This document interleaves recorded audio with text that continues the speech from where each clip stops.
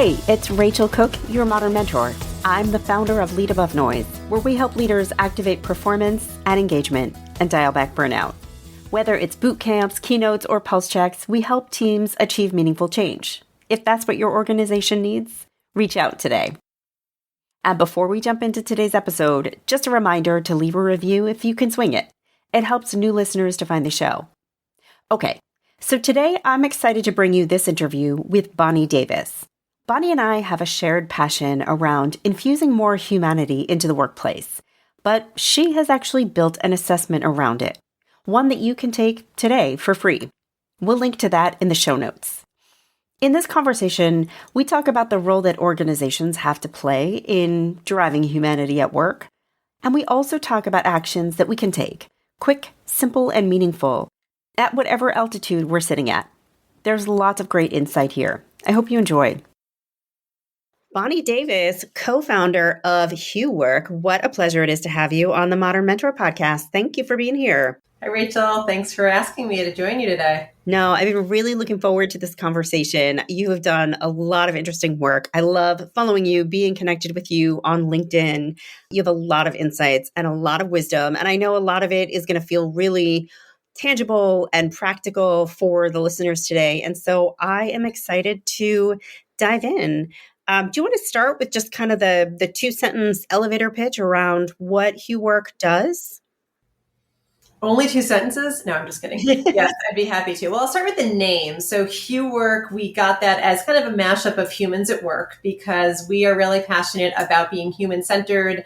So my business partner and I came from big careers, similar to you, big corporate careers, didn't always feel like things were so human in terms of leadership practices and culture. And so that was our vision, mission to show up and connect with companies to make sure that that changes. And so even to bring those words human-centered into their language, to give them tools to do that. So we do consulting, facilitation, and coaching that help make that a reality on the organization level, the team level, and the leader level. And change is the theme in everything that we do. We both have a background in change management and a lot of passion for making change that sticks. Beautiful. Thank you for that. And I would love to start, and we can go in lots of different directions, but I would love to start with the assessment that your organization has put out, because I think it does a really great job. I think a lot of people talk about this concept of more humanity in the workplace, and I think we mean that kind of generically. You know it when you see it, but I can't actually define it. And I think you've actually done some work to really put some meat on the bones of what that means. And so I would love if you could talk a little bit about the assessment and what it is grounded in. What does it mean to be human at work? Yeah, and this was so important to us because when we played around with, so a little bit of just transparent history. So my business partner and I, we both had businesses going into joining forces to create HuWork. And so when we then thought about, and we were partnering on projects, and we said, why not go to market together as a we instead of a me? For me personally, I have never in my life been athletic, always the last kid to be picked in gym class. But I started running in my adult life, and I finally started moving from like a mile to a 5K and then half marathons by running with friends. And it's really when I moved from New York to Denver, I made closer friends through running and through meeting women that we'd run together with. So it was a lesson for me. Having buddies helped. Being in partnership with people is something that really makes me happy. And when we decided to do that, I said, this human-centered idea is getting kind of overused. And that was pre-COVID. That was like 2018. So now it's really getting overused. So I said, we really need an assessment, as you said, to put some meat on the bones. And so it has 7 focus areas. First of all, it's free. So if you have the ability to share the link, I encourage anybody to. We will have that link in the show notes. So thanks for that. Excellent. So there's 7 pillars in the assessment. I won't go through all of them, but it's things like what are your purpose and values, your processes and rituals? Is there a sense of community? What happens around growth and recognition and well-being? So those are some of the key areas. So each of those areas has about 5 or 6 questions, and they're specific. They're meant to be action-oriented questions to assess how is that going on your team or in your organization. And it's based on a combination of our experience working inside big companies, working with our clients, a whole bunch of research that we've done. I think, like you, we are big readers of, Fast Company, Harvard Business Review, listen to podcasts. So somehow all of that information gets like soup in your brain, a lot of ingredients. And we spent a lot of time to put it together. And we also, we did it in we talked about this for a while. And then in 2020, when the world shut down and all of a sudden we had more time on our hands, we're like, we're going to finally do this. And so we did a lot of back and forth. And then we ran it by people in our network who were in senior HR roles to say, what do you think? Just to get some feedback on it. And so when you take it, you answer the questions, and then the output is a really wonderful visual. It's a spider diagram. So you can really quickly see the highs and the lows and the in-between. So the questions all wind up these 7 areas. You can see it visually.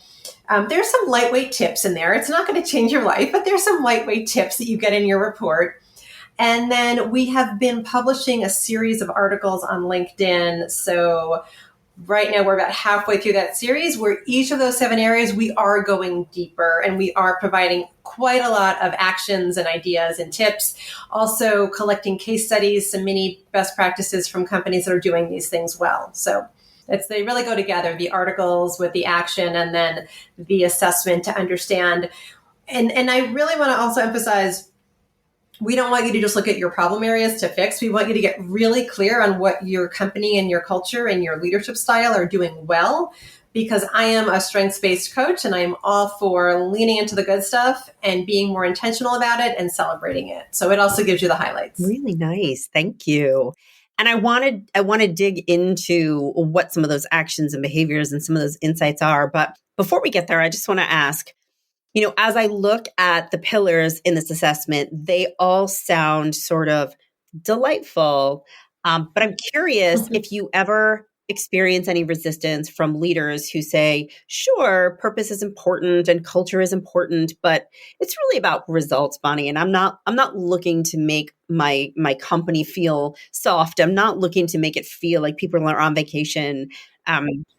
Right. I'm obviously loading this question because I hear resistance like this sometimes as well. But how do you talk to leaders who feel like a workplace culture that is too human is somehow not going to be as highly performing?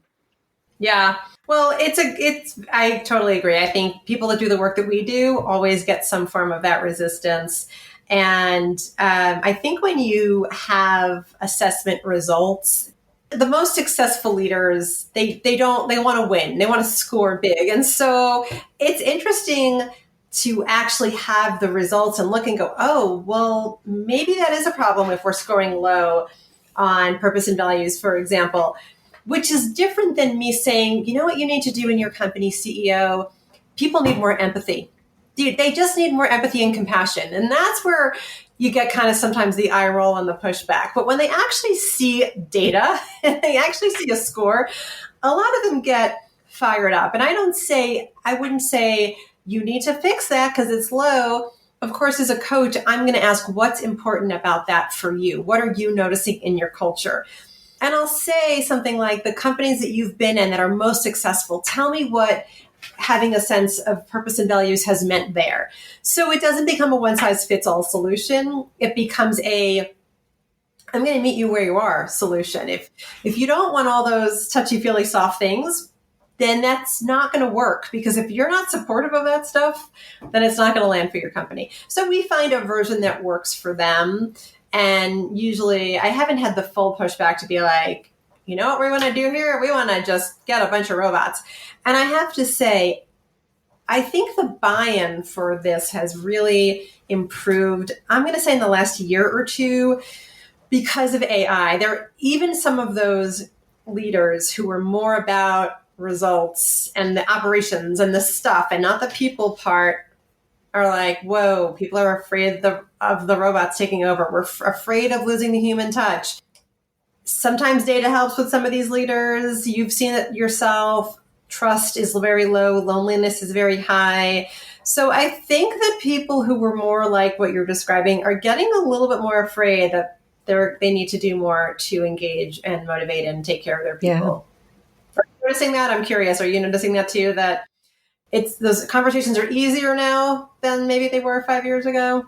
I am starting to notice a little bit of a shift. I am feeling like the whole talent landscape has changed, right? And I think especially top talent these days has largely come to the conclusion that they can be more demanding of the experience they get at work. And people aren't generally as accepting of, well, you get a paycheck, so deal with it and move on. And so I do think that more and more companies are recognizing that when you create a sense of belonging, when people feel part of a community that is your workplace, when they have connection, when they feel trust and safety so that they can speak their ideas, not only does it make people loyal, but I also feel like leaders are recognizing we get better results. Like when our employees feel empowered to speak up, they're the ones on the front lines. They are often the ones who see the fractures in our system. They are the ones interfacing with our customers. They are the ones engaging with our technology. If I'm a leader sitting in the ivory tower, I don't know when something's broken. I don't know what's angering or frustrating our customers, but my employees on the front lines do. And so when they feel trust and safety enough to speak up, to raise a flag and say, you know what, I've noticed that this glitch has caused 3 customer complaints this week. Can we look into that? Creating a culture where people feel safe to speak that, it enhances results, right? It hits bottom and top line. And so I think the more that people like you and me can highlight those areas where it's not just about the human feeling and the human experience, but the human experience in service of better results, customer Yeah. loyalty, more profit, I think that's where we start to win. I agree. I think another pain point is return to office, and a lot of leaders just feeling like just one, exhausted from that topic, but two, like if there, as a lot of cultures have become fully remote or hybrid, they are looking for new and different ways. And so having an assessment to understand where we at to fill those gaps that we feel like we suddenly have because we don't see each other all the time. That's been another driver to get people to pay more attention to the people side of their business. Absolutely. So you were very clear in that it's not a one size fits all sort of approach, right? And it is going to be a very custom experience. That said, I assume there have to be some practices that you generally see be more commonly appreciated, maybe more successful than others. Specifically in this realm of kind of trust and connection and belonging and community, are there any particular practices that have become favorites of yours that you have seen clients implement or that you've just seen be successful in your corporate travels? Yeah, so I'm sure we could compare notes on our favorites, but the first thing that comes to mind for me is companies that have rituals in place. And because people get a little bit overwhelmed of we don't have time and money for offsites and big training programs. And you know what? Those are nice, but you and I have both seen those where they're one and done and they're not sustainable. And so this idea of having rituals, I mean, as simple as team meetings and one-on-ones, and if you are in person, lunches at whatever intervals, but also just the way you communicate. So in your team meetings, are you just going through the laundry list of the agenda items, or are you creating white space for people to openly share? When you've just come off of holidays, are you asking people about their traditions and giving them that chance for their voices to be heard and their unique parts of their lives to come through? Or are you just skating through and doing business as usual? So thinking about what are those rituals, and we have an article on rituals and processes that we have on LinkedIn. I think that's the foundational part. Do you do something for people's birthdays? How do you celebrate success? You've just gotten a win and a customer win, internal or external. What do you do? Do you keep going, or do you have ways to celebrate success? So collectively, these might sound like really tactical, lightweight things one-off, but collectively, when I think about the best teams I've been part of, they had these rituals where just the humanity came out. And the flip side is we see a lot of companies now where it's this like time scarcity, too busy, always on mindset, and they're not slowing down for those things. Or even companies that are in the office, this has become, believe it or not, a ritual of sorts of everyone. You walk into an office. I had this last week. I was on site with a client and everyone has headphones in. So they're not even like checking in to go, hey, I have a quick question. What do you think of this? Or even, do you want to grab lunch or chit chat on a Monday morning? So looking around and understanding both in person and virtual, what are the the connection points that exist or are missing, just for people to have and these ways of connecting. And it all comes down to relationships, and relationships mean better collaboration, and all of that mean all of those business results that you talked about. So making sure that there's natural ways that people are building those relationships, communicating, collaborating. If you're doing those alone, you're going to be in much better shape than a lot of other companies. That's great. I think those are all really powerful. I know I'm just going to build on a couple of your ideas. You talked about the power of celebrating the big wins. If there's a customer win, do you pause? And I think that's super important. I also really encourage my clients to not only focus on the big shiny wins, but also celebrating just the small acts of bravery, of courage, of sharing a new idea, asking a quote unquote dumb question that unlocks things, right? I think a lot of companies have gotten reasonably good, I think, at celebrating the big wins and the big milestones. But the more we can celebrate the behaviors that we want to see repeated, I'm seeing more of those types of celebrations to be really successful. I also really I've had a couple of clients set up these kind of internal who's in today dashboards, whether it lives on Slack or some sort of shared drive, so that if you're going into the office on a day, you know who's there and who's available for lunch. And maybe you even have a couple of your interests, in a profile, so that people can set up a lunch with you because they want to talk about their favorite book, or, it doesn't necessarily have to be work related. So those are a couple of kind of connective rituals I've seen. To your point about, what did you call it? Time scarcity. Mm-hmm. That's a big problem. Never enough, never enough, never enough. There's never enough time. And yet what I'm also finding is when we say we don't have time, what we mean is that we can't fit the stuff we want to do on top of the stuff that's already scheduled. What we're not as good about is really questioning what's already scheduled, because I'm finding that there are so many just meetings that have been standing for years and years and years, and we're not questioning the value of those meetings. And so I love to tell my clients to take a Marie Kondo approach, right? When you clean out your closet, you have to first empty it. You have to take everything off the calendar and then justify what goes back. Because I think you're right. It's we are so busy doing the things that it's hard to create the time. And yet, if we want to have this human workplace, we have to be disciplined in creating that time. Yeah. And it doesn't have to take a lot of time. I will tell people Monday morning, whether you're at the water cooler or on Zoom or on WebEx, first meeting of the day, what do you say? Hey, Rachel, how was your weekend? And what do you say? Good. Yeah, it was good. How was yours? What if instead I asked, hey, Rachel, what was one fun thing you did this weekend? I love that. Like a more specific question that demands an answer. Basically, it's one word: thinking. It requires you to think, and you're like, what did I do this weekend anyway? It was just yesterday. I don't know. But it's not an automated robotic answer. It becomes thoughtful. And so it means that now we're having a real dialogue. Oh, I was at my kid's soccer game. Hey, my kid plays soccer. And we're finding commonalities. And this can take 3 minutes instead of 20 seconds. So, right. and we're building connection, and we're building shared experiences, and we're building our relationship. So it doesn't even have to be a time thing. Sometimes it's a little bit of a light skills, and just, people say to me, I can do that. I'm like, great, then go for it. Take that question on a Monday morning. That's yours. So awesome. It could be little things. And the other piece is, I agree with I love that Marie Kondo approach. I'm always with dealing with time management with the clients saying 3 Ds: dump it, delegate it, do it differently.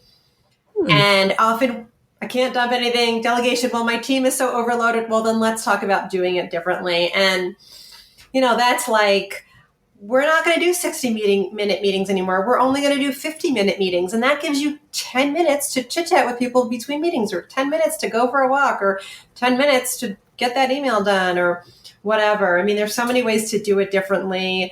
I had a client that realized recently this 10-page report can really be boiled down to an email without all the formatting and all the time. And went to this senior leader and said, hey, I'm trying to find better ways of using my time. I don't know if you realize this, but this takes me about 6 to 8 hours to do. Would it be okay if I gave you the email summary? And the leader was like, that takes you 6 to 8 hours. I had no idea. No, I don't want you spending that. I don't need all of that. But how often do we just check in with stakeholders and say, could I do it differently? So there are lots of ways to just pause, stop making assumptions, break the status quo. You're right, clean house. And then, of course, there's all the meetings that, you don't need 10 people. There could be 6 people. And we could have a whole show, of course, on these strategies, because I get a little bit, I geek out on the life hacks because it really can make a difference. Yeah. But what I love about that example that you just shared is that not only did it increase humanity, but it also increased efficiency, right? A lot of times when we increase efficiency, not through kind of robotic cuts, but through really giving people permission to raise flags and say, there are pieces of my work that are really painful and inefficient, which kind of reads inhumane. And if I were empowered to streamline it, to speed it up, I'm having a more human experience, and I'm saving the organization time that I could be doing something more strategic with. So there's a real win-win for people and organizations, I think, when we frame it correctly. Yeah. And I love that word empowered, because I think a lot of people are you just go because you've been told to go, and you don't feel empowered to stop and question. And yet most bosses would prefer that their team question the inefficiencies, but for some reason, we just feel like we don't have that permission. Yeah, it's a bummer. So speaking of empowered, I know one of the pillars in your survey is all employee behaviors. I imagine the water cooler chatter example that you gave is probably one of them, but I would love to talk about, for people who feel like I'm a frontline contributor, I'm not in a leadership role, but I want to do my part. I want to, start from the ground up and just bring a little bit more humanity into my workplace. Where can people start? What do you recommend? Yeah, well, the first is, I know, a topic that's also near and dear to your heart, which is listening, which is just truly listening with heart and just taking those moments to deeply listen to what is going on with people. It is taking the extra beat to care, and whether it's what's going on with your family and how was your weekend, or just that problem you're trying to solve, and going deeper and supporting and having more of that I have your back attitude of like, well, maybe we can figure that out together. Tell me more about that. And so with listening, that goes hand in hand with curiosity, is just to better understand what people are working on, what their strengths are, what gets them excited, and really like, how can we better partner together? How can we collaborate more? How can we partner more? How can we communicate better? So just having that continuous improvement mindset about your relationships at work is a really great way to start. And then just transparency goes along with all of that. I'm not going to make that deadline, and here's what you can expect instead. Or saying, in that meeting when you said that thing, I just want to let you know that this is how it went over. Or saying, it feels like in this situation, we're not communicating the way we should. How can we improve things? So we just tolerate and ignore a lot of bad behaviors at work for many reasons. Personally, I'm guilty. I am conflict averse, so I get it. Some of this can feel like we're engaging in conflict, but I just try to flip the framing on that and say, as long as the intention is improve relationships, and the intention behind that is more productivity, then it's all good. Bring it on. Yeah. I agree with what you're saying. And I think it really has been exacerbated since the pandemic and since we started working in these hybrid ways. I can't tell you how many in-person offsites I've run for clients where employees, colleagues who've been working together for a year, 2 years have never met each other in person. They only know each other from these boxes on screens. Mm-hmm. And I'm a big believer in hybrid work. Don't get me wrong. And I think there is a place for in-person experiences if the budget is there. And also, I think it's important to acknowledge that building relationships is a different animal on screen.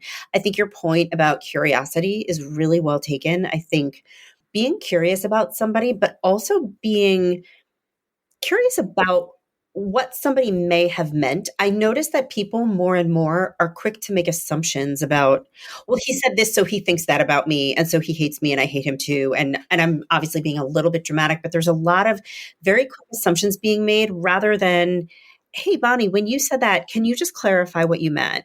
I want to start with an assumption of positive intent. And if you meant to offend me, let's hash it out. But 9 out of 10, I don't think that that's what you meant. And so showing up, like you said, with that blend of transparency, I want you to know how that came across, but also curiosity. Can you tell me more about what you meant when you made that comment about how I speak or how I engage with clients? Tell me more about that. I think there's a lot of room for that in the workplace because I think you're right. We're absorbing a lot of negativity, but a lot of it is just based on assumptions that may not even be accurate. Yeah, I mean, these are all cognitive shortcuts. Back to being busy. We fill in the blanks because it's fast. And we like, I know this personality type. I've seen it before. And we just take the shortcut. So I totally agree. I actually did a team workshop with a team a few months ago. And I do a workshop where we organically create team agreements. So what are the things that being on this team mean to us that are really important? And one of them, and I had never seen a team do this before, usually they're pretty standard. Trust, communication, roles and responsibilities.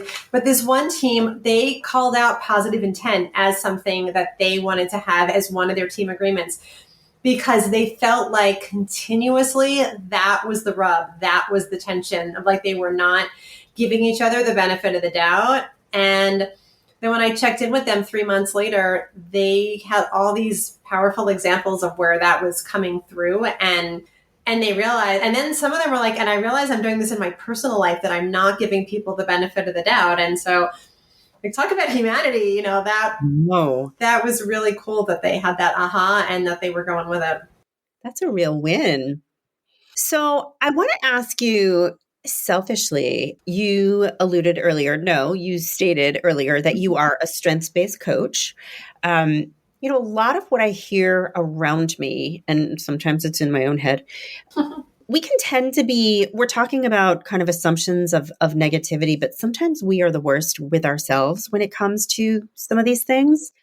And I would love it for somebody who maybe does not have the good fortune of the budget to work with you one-on-one. Any tips that you can offer around how we can take a strengths-based coaching approach with ourselves or with a colleague? What does that look like? What does that sound like? Yeah, I love that question. So many things because I do a lot of work in this space. So for starters, I'll give another plug for another free assessment, which is called Stand Out. And so Stand Out will give you your top 2 strengths roles. And this is how we tend to show up in any situation. And so you can use that strengths lens. So my top 2 roles are connector provider. And so sometimes when I am stuck, I will just ask myself, how would a connector provider solve this problem to get myself unstuck? And so that is one way. The other thing is thinking about connecting, engaging with people in strengths-based ways. So again, I'll get back to simple chit chat example. We get to a cocktail party or we get to the soccer field or whatever social situation, personal or professional, and we ask, hey, Rachel, what do you do for a living? What do you do for work? And somebody like you're going to light up and tell me what you do. And you're going to probably start an engaging conversation. Many people, I'm a financial analyst. I'm a lawyer, right? Okay, so a strengths-based question would be, hey, Rachel, what do you love about your work? That is really interesting. That's really interesting because it puts me as the answerer in a mindset of hunting for something that I enjoy about it. Yeah, exactly. It literally forces you to think about the positive before you're just going right to the negative. And now I have now sparked an emotional, and I don't mean an emotional like I'm bringing you to tears. I mean, in a positive emotion, I've now engaged with you in an emotional way so that the base of our relationship, we're now talking about something meaningful and warm and joyful instead of like complaining about, the long lines at Costco, which, I so often I'm in my social life. I'm like, why am I talking about this? Like complaining and negativity. So there are ways to engage each other in these strengths-based kind of conversations. But it takes work. You're right. The negativity is there. You probably know this. We are wired for negativity. Our brains naturally go there. I think like you, I do a lot of 360-degree assessments. People consistently score themselves lower. I work with Apple and some really high-performing companies, and people very consistently score themselves lower. We're really hard on ourselves. So we need to overcome that. And then the last thing I would say is just for people to do their own little light research on negativity bias and imposter syndrome, because literally our brains are hardwired to always find the negative because that's what survival means. So just study up a little bit and learn more about what that means so that we can overcome that tendency and be kinder to ourselves. Self-compassion is really important. Kristen Neff, you may have read her work. She's an expert on self-compassion. She talks about talking to yourself the way you would talk to your best friend or your sister. Like we're so mean to ourselves. We wouldn't talk to our best friend that way. So being kinder and our self-compassion is also important. Really nice. Thank you. Bonnie, is there anything that I haven't asked you about building a more human workplace that feels important today? I would say for people to be honest about where do I have some control over helping to influence a more human-centered workplace. So even if you're not in a leadership role, that's okay. You can still take the assessment and pick like one or two things on there, even if it's your own action to go, you know what, I'm committed to more active listening I'm committed to more curiosity. So, but there also could be things that be bold, be courageous, because if you are feeling the rub of things that can be more human-centered in your organization, you're probably not alone. So I would just encourage people to take some action, feel like they can be an advocate. And of course, if you are in an HR or leadership role, then prioritize. It could be just a few things can really make a difference for your organization to feel more human-centered. We're not talking about a major overhaul. And sometimes the difference is actually being strengths-based and going, wow, we're good at that already. Let's be even more intentional about the things that we're already good at. It's not even always big change. So take some ownership because it can really make a big difference. Because in my opinion, this is people's health. This can avoid burnout. It can mean that you literally are healthier. It means that you come home and you're not as grumpy with your children or not as grumpy with the person who rings up your groceries. So I also believe that the domino effect of more human-centered workplaces is bigger than just our work. And that is one of the things that gets me so excited about doing this. Beautiful. One of the phrases I love to use with my clients is this idea that I call focus on your locus. Mm-hmm. So there are always going to be a million things that are totally out of our control. And there's always going to be at least one thing that's within our control. So let's focus there. So I love that take action. Yeah. And I really love that idea about start with where you're already doing well and just turn the dial up on that. I think that's a really, really powerful space to play. If you're in like 40 meetings a week and you're losing your mind, but one of those meetings is like really great, think about what makes that meeting great and what can you take from that and infuse into just one other meeting and just start there. I think that's... Yeah. This is actually, I know you mentioned, I'll go full circle to LinkedIn. This is my next LinkedIn post, which was, I just finished the book Reset by Dan Heath. And bright spots. He talks about bright spots. He talks about when we fix things, we look for the problems to fix, but first look for what's working and do more of it. And I have my LinkedIn post is all about bright spots. So there you go. Spoiler alert. I cannot wait to read it. It's very weird. I also just finished that book and my team is in the process of reaching out to him. Dan Heath, if you're listening, and I'm sure you are, please come on the show. Yeah, that would be great. I will listen. He's awesome. I really like his work a lot. Well, Bonnie, this has been such a pleasure. Thank you so much. Again, we will have links in the show notes for where people can find more about you, your organization, and your amazing assessment. But thank you so much for being here today. Thank you, Rachel. This was a fun conversation. I hope you enjoyed my conversation with Bonnie Davis. You can learn more about her and the work that she does at HuWorkteam.com. That's HuWorkteam.com. Join me next week for another great episode of Modern Mentor. Until then, visit my website at leadabovenoise.com if your organization could use a talk, a bootcamp, or a workshop. Follow Modern Mentor on Apple Podcasts, Spotify, or wherever you listen. Thanks so much for listening and have a successful week. Modern Mentor is a quick and dirty tips podcast. It's audio engineered by Dan Feyerabend. Our director of podcasts is Brandon Getchus. Our podcast and advertising operations specialist is Morgan Christensen. Our digital operations specialist is Holly Hutchings. Our marketing and publicity associate is Davina Tomlin. Our marketing contractor is Nathaniel Hoops.